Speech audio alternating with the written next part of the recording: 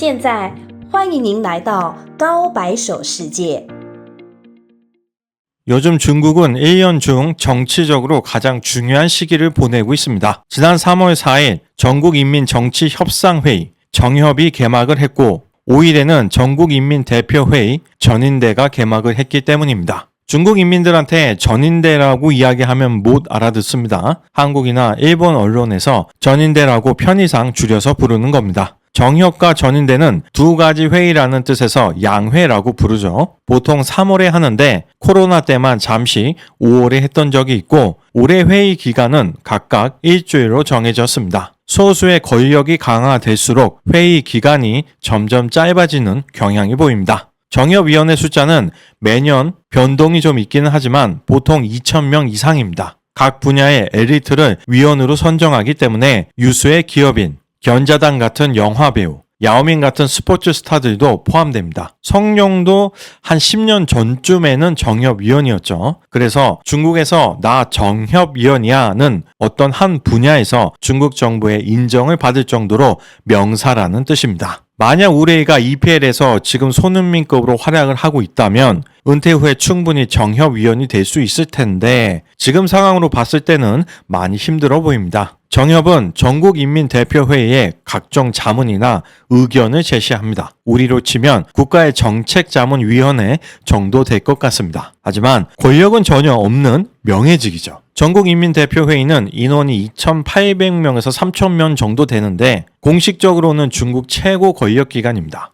입법권, 법률 공표도 하고 헌법 개헌도 할 수 있고 국가 예산 심사 및 고위직 임명도 할 수 있습니다. 그러니까 한국의 국회하고 대통령의 일부 권한까지 가지고 있다고 봐야죠. 하지만 이는 어디까지나 명목상이고 실제로는 공산당이 정한 대로 따르는 거수기일 뿐이죠. 이렇게 매년 3월만 되면 5,000명에 달하는 중국 각 분야의 엘리트들이 베이징에 모여서 회의를 합니다. 물론 양회에서 여러 가지 의견이 나오기는 하지만 우리가 가장 관심을 가져야 하는 건 바로 전인대 개막일에 국무원 총리가 발표한 2024 국무원 정부 공작 보고입니다. 작년 중국 정부의 업무가 어떻게 마무리되었다. 올해는 어떤 목표를 이루겠다는 것을 만천하에 공개하는 것이기 때문에 올해 중국의 행동과 의도에 대해서 분석하기 위해서는 꼭 알아야죠. 하지만 우리 구독자분들이 중국 정부 업무 보고까지 신경 쓰기에는 대부분 생업이 많이 바쁘시죠. 그래서 제가 대신 알려드리기 위해서 온라인에 올라와 있는 업무 보고도 두세 번 듣고 연설문도 꼼꼼하게 살펴봤습니다. 올해는 50분 정도 발표를 하더라고요. 발표자인 국무원 총리에 대해서 먼저 설명을 드리면 중국 최고 권력 7인의 상무위원 중 시진핑 주석 다음이 바로 총리입니다. 즉 중국 전체 권력 넘버 2죠. 그리고 현재 중국 총리는 리창입니다. 그동안 리창 총리가 말을 길게 하는 걸 별로 들어볼 기회가 없었는데 이번에 유심히 들어보니까 이 발음들을 다 이렇게 발음하더라고요. 제가 언어 전공이 아니라서 정확하게는 모르는데 이걸 건설음이라고 하죠. 혀가 R 발음할 때처럼 말려야 되는데 절강 사람이라서 그런지 발음이 그렇게 좋지는 않더라고요. 반면 고 리커창 전 총리의 발음은 굉장히 정확했습니다. 2024년 중국 정부 공작 보고는 2023년 결과 보고, 2024년 정책 필요성 제기, 2024년 구체적인 목표 이렇게 총 3부분으로 이루어졌습니다. 오늘은 그중에서 2023년 결과 보고 내용에 대해서 말씀드리겠습니다. 2023년 업무 회고, 지난 1년은 전면적으로 당의 제20차 전국 대표회의 정신을 실천하는 원년으로 현 정부가 법에 따라 직책을 수행하는 첫 번째 해였습니다. 예외적으로 복잡한 국제 환경과 어렵고도 무거운 개혁 발전 안정화 임무에 직면하면서 시진핑 동지를 핵심으로 당 중앙은 단결하여 전국의 모든 민족, 인민을 이끌며 외부 압력을 버티고 내부 어려움을 극복하며 힘든 노력을 기울였습니다. 코로나의 예방과 통제가 안정적인 단계로 접어들며 중대한 결정적 승리를 얻었고 연간 경제사회 발전 주요 목표 임무를 훌륭하게 완성했으며 고품질 발전을 견고하게 추진하고 사회 전반적인 정세 안정을 유지하며 전면적인 사회주의 현대화 국가 건설에 견고한 발걸음을 내딛었습니다. 경제의 전반적인 반등, GDP는 126조 위안을 초과한 5.2% 성장으로 세계 주요 경제체 중 선두권입니다. 도시화읍의 신규 고용은 1244만 명이며 도시화읍의 실업률은 평균 5.2%, 소비자 물가는 0.2% 상승, 국제 수지는 기본적으로 균형을 이루고 있습니다. 단순히 경제 성장률을 기준으로 보면 2023년 5.2%는 결코 나쁘지 않은 수치입니다. 일본은 2.8%, 한국은 2.4%밖에 안 되니까요. 또한 중국의 경제 규모가 이미 17조 달러에 달해 미국에 이은 2위라며 굉장히 큰 자부심을 가지고 있습니다. 제 영상에도 그런 주장을 하는 댓글이 있더라고요. 물론 중국이 지난 75년 동안 빠른 성장을 해온 건 사실이지만 그럼에도 불구하고 아직도 평균 소득은 1만 2천 달러에 불과하다는 걸 결코 잊어서는 안 되겠습니다. 경제 규모만 크면 뭐합니까? 내실이 있어야지. 자기 주머니에 돈이 있어야죠. 중국 전임 총리가 공식적으로 중국 인민 6억 명의 월 소득이 18만 원 이하라고 공언했었죠. 만약 이 댓글에서 주장하는 것처럼 중국 경제가 정말 좋다면 왜 그 많은 조선족들이 한국에 와서 생활을 하겠습니까? 전혀 앞뒤가 안 맞는 소리죠. 대한민국은 1948년, 중국은 1949년에 건국되었습니다. 불과 1년밖에 차이가 안 나죠. 그런데 한국은 이미 소득 3만 달러 이상의 선진국이 되었는데 왜 중국은 아직도 1만 달러에 머물러 있을까요? 인구가 너무 많아서 그렇다? 어느 정도 일리 있는 주장입니다. 하지만 이런 사람들이 평소 주장하던 것처럼 공산주의 정치 제도가 정말 그렇게 우수하다면 지금쯤은 최소한 소득 2만 달러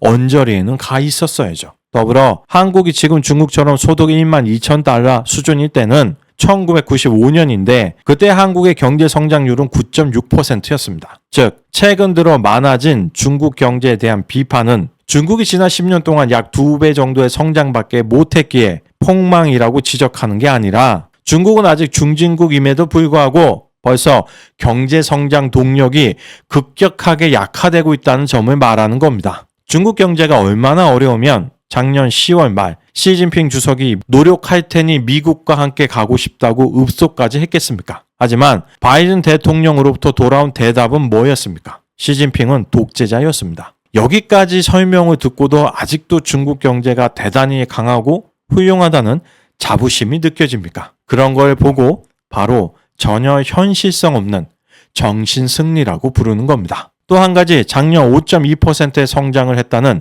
중국 정부의 발표는 과연 믿을 수 있는 걸까요? 중국 GDP의 최소 25%, 최대 30%를 차지하고 있는 부동산 시장은 작년 연간 침체를 거듭했으며 지금도 빈집이 너무 많아서 난리가 난 상황입니다. 더불어 중국 인민들 자산의 70%가 부동산이기 때문에 이와 같은 부동산 가격 하락은 인민들의 소비 심리를 급격하게 냉각시킵니다.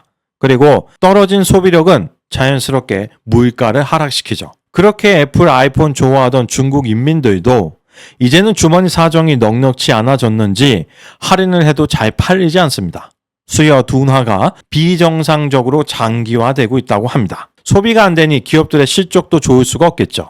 그로 인해 중국 증시도 지속적으로 하락하고 있습니다. 세상에서 가장 똑똑한 게 뭡니까? 바로 돈이죠. 국내 주식 투자자의 일본, 중국 주식 보유 현황을 보면 투자금 기준 이미 작년 8월에 역전된 상황입니다. 그리고 이번 달 초 니케이 지수는 사상 최고치를 기록했죠. 반면 대중국 외국인 직접 투자는 급격하게 줄어들고 있습니다. 이런 상황인데 도대체 중국이 어떻게 작년 5.2%의 성장을 했다는 걸까요? 엘사의 바도르처럼 국가적으로 비트코인이라도 샀다고 하던가요? 그게 아니라면 5.2%는 결코 설명할 수 없는 경제 성장률입니다. 현대화 산업 시스템 건설의 중요한 진정 달성, 정통 산업의 전환과 고도화를 가속화하고 전략적 신흥 산업이 왕성하게 발전하며 미래 산업은 질서 있게 배치되어 선진 제조업과 현대 서비스업이 깊게 융화되며 일부 중대 산업의 혁신 성과가 국제 선진 수준에 도달했습니다. 국산 대형 항공기 C919가 상업 운항에 들어갔으며 국산 대형 크루즈선이 성공적으로 건조되었고 신에너지 자동차의 판매량이 전 세계 60%를 초과했습니다. 대외 무역의 안정적인 규모와 우수한 구조를 촉진하여 전기 자동차, 리튬 배터리, 태양광 제품, 새로운 3가지 제품의 수출이 거의 30% 증가했습니다. C919는 대부분 서방의 기술로 만들어진 항공기입니다. 이 정도로 중국 기술이 사용되지 않을 거라면 굳이 뭐하러 만들었나 싶기도 한데 관건은 앞으로 얼마나 국산화율을 올릴 수 있는가에 있겠죠. 중국이 워낙 큰 영토와 많은 인구가 있기 때문에 내수용으로는 충분히 다수가 도입될 수 있겠지만 과연 국제항공시장에서 얼마나 팔릴 수 있을지는 미지수입니다. 오로지 제품 경쟁력만으로는 수출이 힘들 것 같고 태국이나 미얀마 등 정치 경제적으로 특수관계인 국가들을 목표로 해야 할 것 같습니다. 전기자동차, 2차 전지, 태양광 수출이 30% 증가했다고 하죠. 모두 한국하고 직접 경쟁 상황인 산업들입니다. 과거 중국은 한국에서 중간재를 수입해 값싼 인건비를 바탕으로 제품화한 후 수출하는 가공무역 중심이었기에 중국의 성장은 그대로 한국에게도 이익이었지만 중국의 기술이 올라갈수록 자체적으로 해결하고 있기 때문에 이제 중국 경제의 부상은 무조건 한국 경제의 위기로 이어질 수밖에 없습니다. 중국은 절대 분업이나 공동 성장에는 관심이 없습니다. 그동안 얼마나 많은 한국 기술자와 기술이 중국으로 넘어갔는지를 잘 생각해 보시기 바랍니다. 천만다행인 건 그나마 미국의 기술 제재로 인해 중국이 상당히 주춤하고 있다는 겁니다.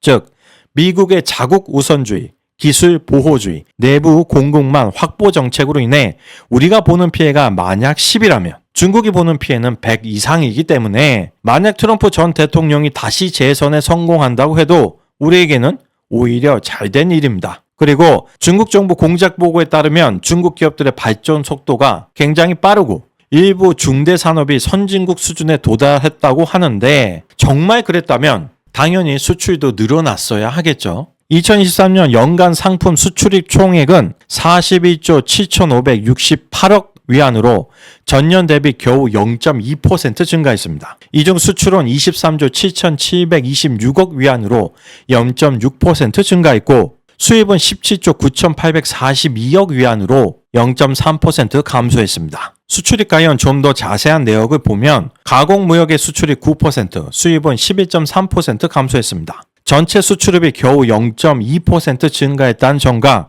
가공무역의 수출입이 가파른 감소세를 보인 이 통계가 보여주고 있는 명확한 사실은 팬데믹 기간 동안 중국의 지나친 정치 방역, 도시 봉쇄로 인해 생산에 큰 차질을 빚었던 다수의 글로벌 기업들이 이제 자신들의 공급망에서 중국을 아예 제외시켰다는 것입니다. 즉 언제 또 정치적인 결정으로 인해 공급망이 흔들릴 바에는 애초에 중국을 제외하고 사업을 하겠다는 뜻이죠. 그래서 작년 중국이 엔데믹으로 돌아섰는데도 전혀 기저 효과가 없었던 것입니다. 하이테크 제품의 수출은 5.8%, 수입은 5.2%가 감소했습니다. 미국의 대중첨단 산업 제재 역시 점점 더 효과를 나타내고 있는 것이죠. 주요 수출 품목을 보면 구리가 무려 36.2%나 증가했습니다. 그만큼 중국 내 수요가 줄어들었기 때문에 수출이 증가한 것이죠. 즉 중국 건설 경기의 악화와 제조업 생산 및 투자가 줄었다는 정확한 방증일 것입니다. 반면 자동차는 수출 차량이 57.4%나 늘었습니다.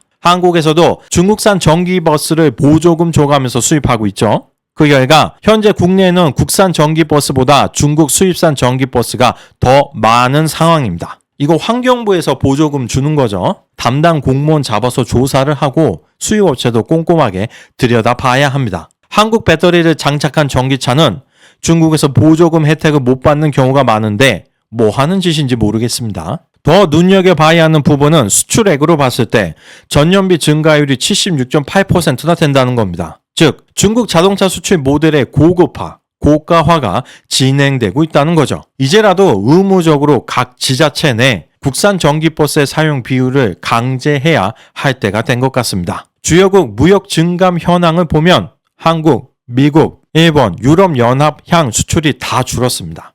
특히 미국 8.1%, 유럽연합 5.3% 감소는 굉장히 뼈아픈 성적이라고 볼 수 있겠습니다. 반면 특이한 점은 러시아향 수출은 무려 53.9%나 늘었다는 겁니다. 즉 서방 기업들이 떠난 자리를 중국이 채우고 있는 것입니다. 이제 러시아는 푸틴으로 인해 중국의 경제 식민지로 전락하게 된 것입니다. 여기까지 2024 국무원 정부 공작 보고의 첫 번째 부분 2023년 결과 보고에 대해서 말씀드렸고 남은 내용들은 다음 영상들에서 계속 말씀드리겠습니다. 시청해 주셔서 감사합니다.